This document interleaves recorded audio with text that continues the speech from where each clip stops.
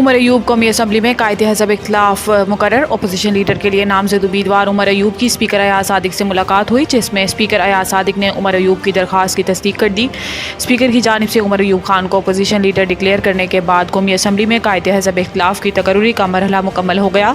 ख्याल रहे कि 8 फरवरी के इंतखाबात के बाद 86 आज़ाद अरकान ने सुन्नी इत्तेहाद कौंसिल में शमूलियत इख्तियार की थी। इनमें बैरिस्टर गोहर और उमर अयूब शामिल नहीं थे।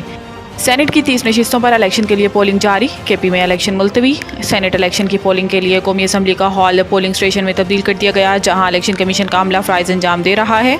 सेनेट इलेक्शन में 18 उम्मीदवार बिला मुकाबला मुंतखब हो चुके हैं और आज 59 उम्मीदवार मद्दे मुकाबिल हैं। सेनेट की 29 जनरल, 8 खवातीन, 9 टेक्नोक्रेट या उलमा और 2 गैर मुस्लिम की नशिस्तों पर इंतखाब होगा। विफाकी दारुल हुकूमत की 1 जनरल, 1 टेक्नोक्रेट नशिस्त पर पंजाब की 2 खवातीन, 2 टेक्नोक्रेट या उलमा, 1 गैर मुस्लिम नशिस्त पर इंतखाब होगा। इसी तरह सिंध की 7 जनरल, 2 खवातीन, 2 टेक्नोक्रेट या उलमा, 1 गैर मुस्लिम नशिस्त पर इंतखाब होगा।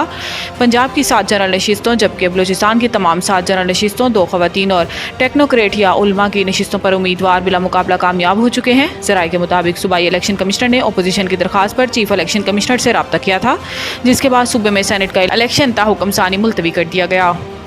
गैर कानूनी तौर पर रुकन बदलने वालों को हलफ नहीं लेने देंगे। अली अमीन गंडापुर। वज़ीर आला केपी ने कहा है कि हम इन गैर कानूनी लोगों को हलफ नहीं उठाने देंगे। हम किसी तौर पर अपने आइनी हकूक़ पर समझौता नहीं करेंगे।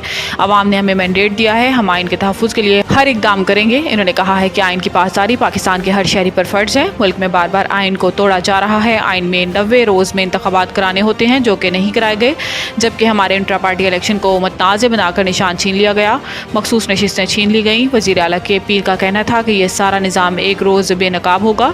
किस तरह से हमारी सीटें किसी और जमात को दे दी गई। मैं वाज़ेह तौर पर कह रहा हूँ कि हम इस चीज़ का मुकाबला करेंगे। हम आखिरी हद तक जाएंगे, हम पीछे नहीं हटेंगे।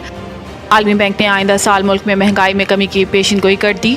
आलमी बैंक ने पाकिस्तान डेवलपमेंट आउटलुक जारी कर दिया, जिसमें पाकिस्तान की GDP अगले 3 साल में 3% से कम रहने की पेशन गोई कर दी गई है।